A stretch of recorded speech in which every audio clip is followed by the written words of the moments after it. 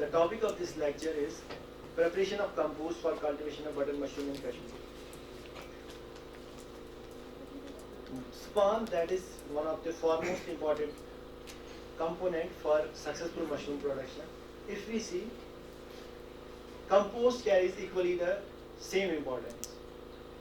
It can be understood by the example that if we are having good seed of any crop and we are placing it in the soil which is not fertile, we will not be having any crop, even if the seeds are of high quality. Similarly, in case of the mushrooms, even if we have the high quality spawn, but we don't have the good quality of compost, we will not be able to have high yield, or at times we will be having very low yield, and if we don't clear and we don't manage the compost properly, we will be having no yield at all. So compost has very high importance in the successful production of button mushrooms. And as you all know that these mushroom, especially button mushroom, is known as the queen of vegetables and vegetable meat. This queen requires special substrate.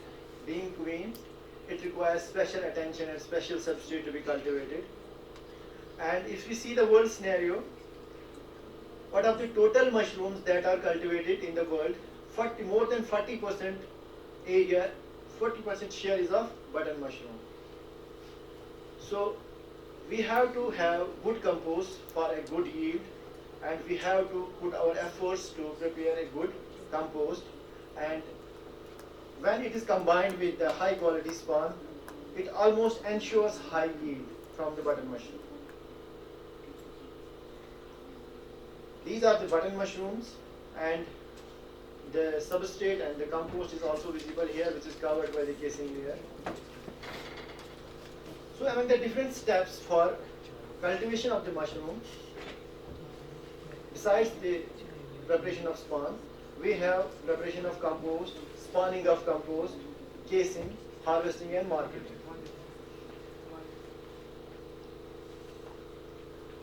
So for preparing the substrate, for preparing the compost, we need a process that is called as composting.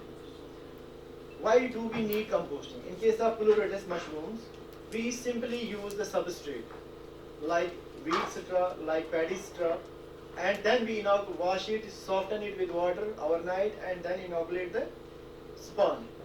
But here we need composting. The question arises, why should we go for composting? Why don't we, in nature, does composting occur? This is a general question. And how in nature without composting these mushrooms are grown in the fields, in the forests, etc. So here I would like to clear that in the nature also, there is a natural process of decomposition. Although it takes longer time than the composting we do in our labs, in our units, but mushrooms grow only on the decomposed material.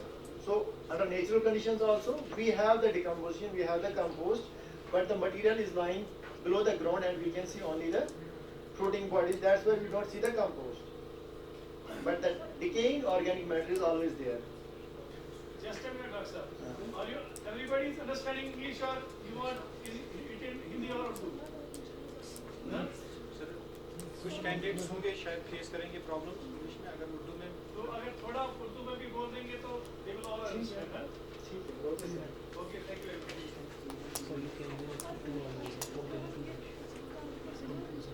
तो button mushroom के लिए, button mushroom की पैदावार के लिए जितना important span है, उतना ही ज़रूरत जो अच्छे कंपोस्ट की है.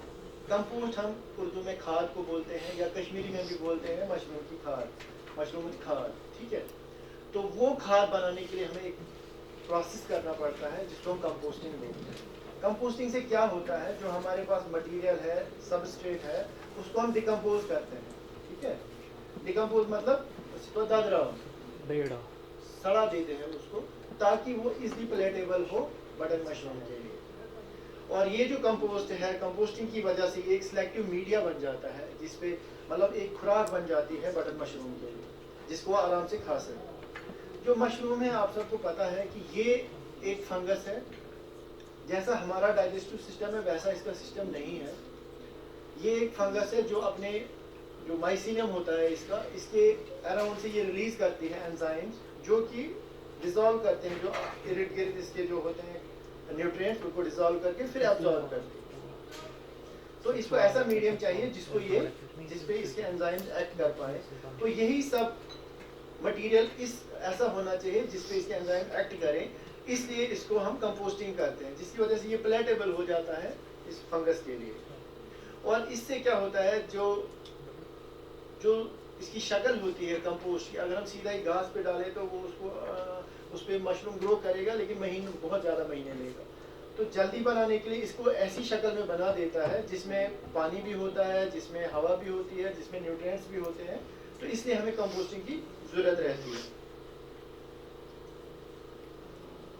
कंपोस्टिंग के लिए हमें कुछ सबस्ट्रेट ज़रूरत होते हैं। हम किसकी कंपोस्टिंग करते हैं, किसकी खाद बनाएं? तो उसमें जो हमें देखा गया है कि सबसे अच्छी कंपोस्ट जो है व्हीट स्ट्रॉ की होती है, उसके बाद राइस स्ट्रॉ, ओट स्ट्रॉ, चिनार और एप्पल लीव्स और पॉपुलर लीव्स। ये जो चिनार, एप्पल और पॉपुलर लीव्स है, इनमें स्क्वाश कश्मीर ने 2005 से लेके काम किया था।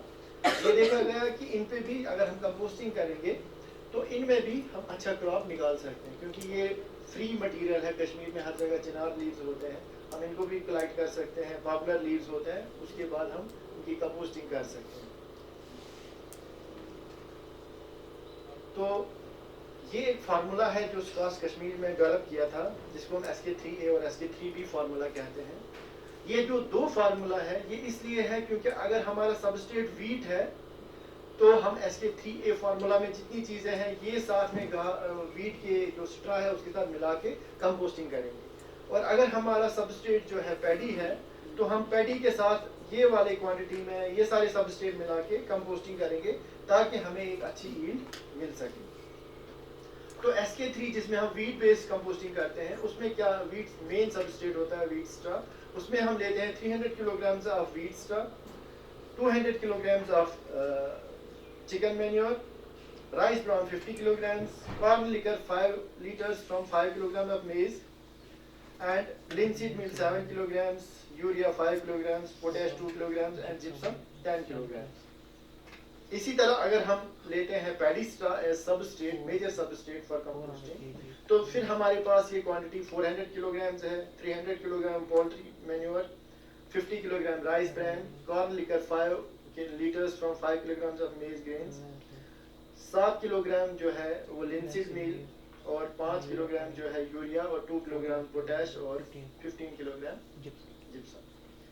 ये जो फार्मूला बनाया गया था ये तकरीबन 60 बैग्स के लिए बनाया गया था। 60 बैग्स जो 15 kgs के बैग होते हैं, पॉलीथीन बैग्स, तो वो भरने के लिए इतनी क्वांटिटी में इतना मटेरियल हमें चाहिए। इसी तरह अगर हम देखेंगे जो मशरूम रिसर्च लेबोरेटरी सोलन में है, उन्होंने भी अपना एक कंपोस्टिंग फार्मूला बनाया है। जो वहाँ पे मटेरियल है उसके हिसाब से वीट स्ट्रा ये लेंगे, अगर लेना है वीट वेस्ट तो ये 1 टन लेंगे, पैडी स्ट्रा 1250 ग्राम लेंगे, CAN जो एक फर्टिलाइजर है वो 30 किलोग्राम लेंगे, सुपर फास्फेट जो फास्फोरस प्रोवाइड करता है वो 25 किलोग्राम लेंगे, urea 12 kilogram, muriate of potash 10 kilogram, wheat bran 100 kilogram, molasses 16.6 kilolitres, gypsum 100 kilograms and folidol dust 750 gram. ये जो फॉलिडल डस्ट है ये एक इंसेक्टिसाइड है ताकि कंपोस्ट में कीड़े पैदा ना हो, तो इसलिए उसको लास्ट टाइम पे ये मिक्स कर देते हैं। यहाँ पे एक बात रह गई, ये जो कॉर्न लिकर है इसमें आप क्या करेंगे, जो मेज है, जो मेज ग्रेन्स हैं उनको आप क्रश करेंगे 5 लीटर पानी में, फिर उसको जब आप कंपोस्टिंग के लिए पायल बनाएंगे उसमें ऐड करेंगे। वहाँ पे भी लेयर के हिसाब से ऐड करेंगे, वो हम आपको आगे बताएंगे।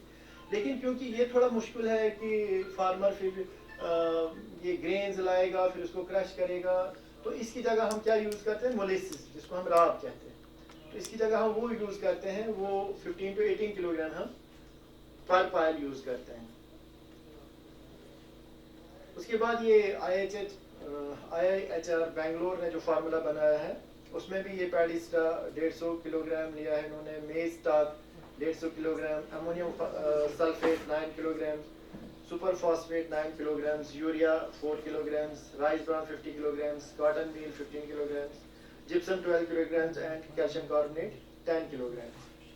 आप देखेंगे कि हर जगह जो कंपोस्टिंग फार्मूला है उसमें वीट कम है, राइस सबस्ट्रेट ज़्यादा है। वो इसलिए है क्योंकि जो वीट होता है उसका जो स्ट्रा होता है वो थोड़ा हार्ड होता है, वो उसका बल्क रहता है, जब वो डिकम्पोज भी होता है तो उसकी क्वांटिटी थोड़ा ज़्यादा रहती है। जो पैडी है वो ज़्यादा डिकम्पोज हो जाता है जिसकी वजह से उसकी क्वांटिटी जो है वो कम हो जाती है। इसीलिए जो 60 बैग्स बनाए हैं उसके लिए हमें 300 किलोग्राम वीट चाहिए था और 400 किलोग्राम पैडी स्ट्रा चाहिए था। जैसे मैंने कहा ये कंपोस्टिंग एक प्रोसेस है जिसकी वजह से हम कंपोस्ट तैयार करते हैं। ये इसके दो तरीक़ेकार हैं जिसको हम लॉन्ग टर्म कंपोस्टिंग कहते हैं और शॉर्ट टर्म कंपोस्टिंग कहते हैं। लॉन्ग टर्म कंपोस्टिंग जो है वो कश्मीर में तकरीबन 35 डेज लेती है कंपोस्ट तैयार करने में, स्टार्ट से लेकर एंड तक। और जो शॉर्ट टर्म कंपोस्टिंग है अगर हम देखेंगे तो एग्जैक्टली ये 22 डेज लेती है, जहाँ पे इसकी फैसिलिटीज अवेलेबल हैं। क्योंकि इसके लिए एक स्पेशल स्ट्रक्चर चाहिए जहाँ पे हम phase second unit of composting करते हैं। उसमें पर एक चैम्बर होता है जिसमें परफोरेटेड पाइप्स होती हैं फ्लोर में, जिससे स्टीम प्रोड्यूस करते हैं और वो स्टेलाइज करता है कंपोस्ट को। तो उससे जो है हमारे 10 से 15 दिन बच जाते हैं। तो वो कश्मीर में अवेलेबल नहीं है, ना ही किसी फार्मर के पास, ना ही किसी एजेंसी को, चाहे एग्रीकल्चर डिपार्टमेंट हो या यूनिवर्सिटी हो, हमारे पास नहीं है। लेकिन इसका हमने जो कास्ट है उसका एक जुगाड़ तरीका बनाया है शॉर्ट टर्म का भी, वो मैं आगे डिस्कस करूंगा आपके साथ। तो कंपोस्ट बनाने के लिए सबसे पहला काम हमारे पास ये है, चाहे आपके पास वीट स्ट्रा हो, राइस स्ट्रा हो, सबसे पहला काम है आप इसको चॉप करेंगे, काटेंगे।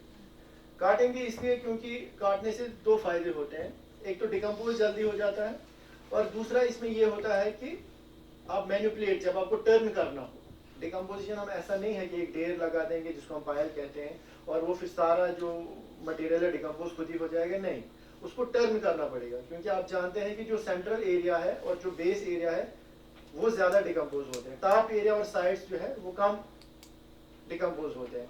तो उनको यूनिफॉर्मली डिकम्पोज करने के लिए हमें उसकी टर्निंग करनी पड़ती है। तो पहला स्टेप जो है वो चॉपिंग है। फिर आप वाटरिंग कर रहे हैं, यहाँ पे आप देख रहे हैं वाटरिंग इसलिए कर रहे हैं कि सॉफ्ट हो जाए ताकि डिकम्पोजिशन जल्दी हो जाए। लेकिन अगर आपके पास ड्रम्स हैं तो आप देख सकते हैं कि ड्रम्स में आप ओवरनाइट ही रखो, पानी तो आपको 2-4 दिन पाइप से देना पड़ेगा। लेकिन अगर आपके पास ड्रम्स अवेलेबल है, आप ड्रम्स में ओवरनाइट रखो, ऊपर से कोई वेट रखो, तो ये जल्दी पानी अब्जॉर्ब करके डिकम्पोज जल्दी हो जाएगा, तैयार हो जाएगा। देन जितने भी इंग्रेडिएंट्स हैं वो सारे आप एक जगह जमा कीजिए।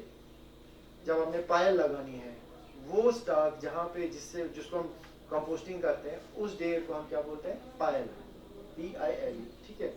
तो जब आपने पायल बनानी है, जब आपने स्टार्ट करना है कंपोस्टिंग, तो पहली बात है कि आपका फ्लोर जो है, जहाँ जिस जगह आप कंपोस्टिंग कर रहे हैं, वो हार्ड होना चाहिए, सीमेंटेड होना चाहिए।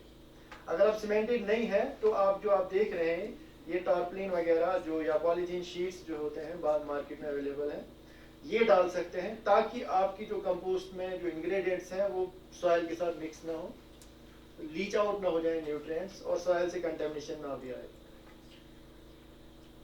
उसके बाद ये पायल लेंगे है, जैसे आप देख रहे हैं यहाँ पे, ये लोअर लेफ्ट साइड पे इस जगह ये पहले ढेर है, ये कम पायल बनाई है। जो मैंने आपको टर्निंग का कहा, जैसे पायल लेइंग का पहले मैं आपको बता दूं, जैसे यहाँ पे बॉटम लेफ्ट साइड पे पायल ले कर रहे हैं, आप देख रहे होंगे कि ये तकरीबन 1 फुट के करीब हमने पायल डाली है। और इसके बाद हमने जो मटेरियल हमने साइड पे जमा किया था वो हमने लेयर के हिसाब से इसमें डाला हुआ है। इसी तरह जब हम दूसरा लेयर डालेंगे वो घास की डालेंगे, उसके बाद फिर लेयर डालेंगे मटेरियल की, उसके बाद फिर घास डालेंगे, उसके बाद फिर मटेरियल डालेंगे, और ऐसे ही जितना हमारी मटेरियल है वो यूज हो जाएगा। इसका पर्पस ये होता है कि जो हम मटेरियल डाल रहे हैं, यूरिया डाल रहे हैं, पोटाश डाल रहे हैं, लिनसीड मील डाल रहे हैं, मोलेसिस डाल रहे हैं, वो इक्वली इसमें मिक्स हो जाएगा। मिक्स होने का मतलब ये होगा जितना मटेरियल के साथ मिलेगा उतनी उसकी डिकम्पोजिशन जल्दी होगी, उसमें बैक्टीरियल ग्रोथ जल्दी होगी जो उसको डिकम्पोज करेंगे। तो हमारा जो सिस्टम है यहाँ सुकास्ट में, ये बहुत सिंपल सिस्टम है टर्निंग का। 0 डे पे जो पहला दिन है उसको हम 0 डे बोलते हैं, उसमें हम एक हीप या एक ढेर बनाते हैं घास का और ये सारी चीजें मिलाते हैं जिसको हम इंग्रेडिएंट्स बोलते हैं वो मिलाते हैं। उस दिन को हम बोलते हैं 0 डे।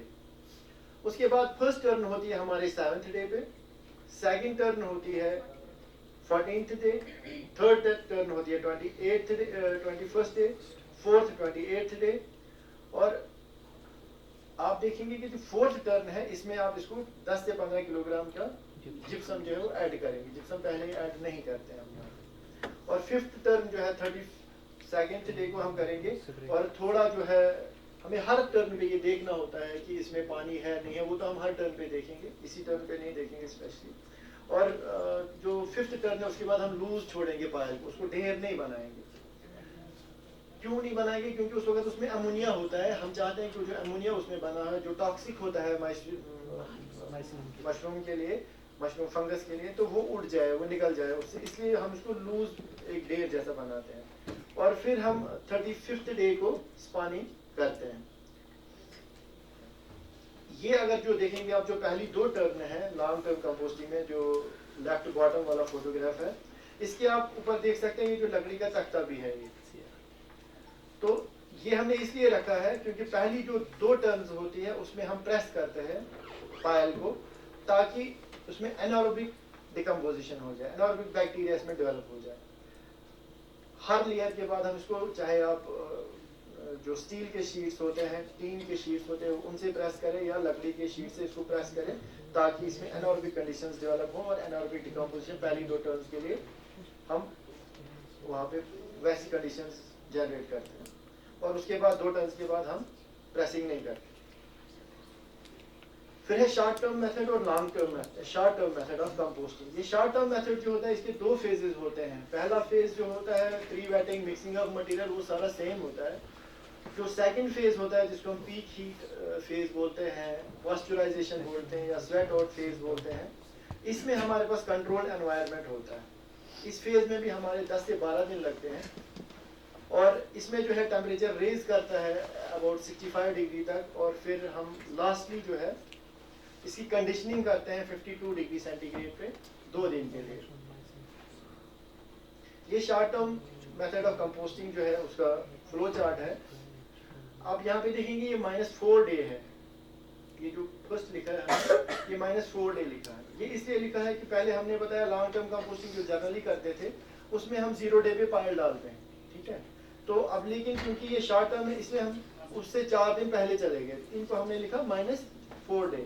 -4 डे पे हम क्या करते हैं, हम सारा स्टैक बना देते हैं, सारा मटेरियल उसमें wetted straw, bran, chicken manure वगैरह डाल देते हैं, लेकिन इसमें यूरिया नहीं डालते हैं। यूरिया हम फिर उसके बाद जो -2 डे है यहाँ पे हम यूरिया डालते हैं। अगर आप देखोगे दोनों में लिखा है एनारोबिक एनारोबिक, दैट मींस कि यहाँ पे हम प्रेसिंग ऑफ कंपोस्ट पायल करेंगे पहले, जो एनारोबिक जहाँ पे लिखा है। फिर जो उसके बाद 0 डे है इसमें हम एनारोबिक कंडीशन प्रिवेल करते हैं, इसमें यूरिया वगैरह भी डाल देते हैं, लेकिन प्रेस नहीं करते हैं। फिर हमारी थर्ड टर्न आती है डे 2 को, फिर फोर्थ टर्न आती है डे 4 को, और डे 6 को फिर फिफ्थ टर्न आती है। फिफ्थ टर्न के बाद जो डे 8 होता है वहां से हमारा जो है pasteurisation phase, second phase start हो जाता है।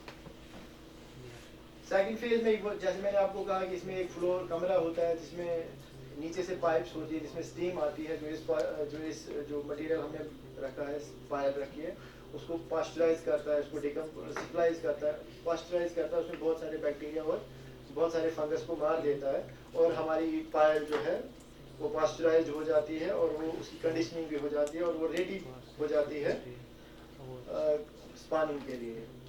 इसमें हमारे 22 डेज लगते हैं।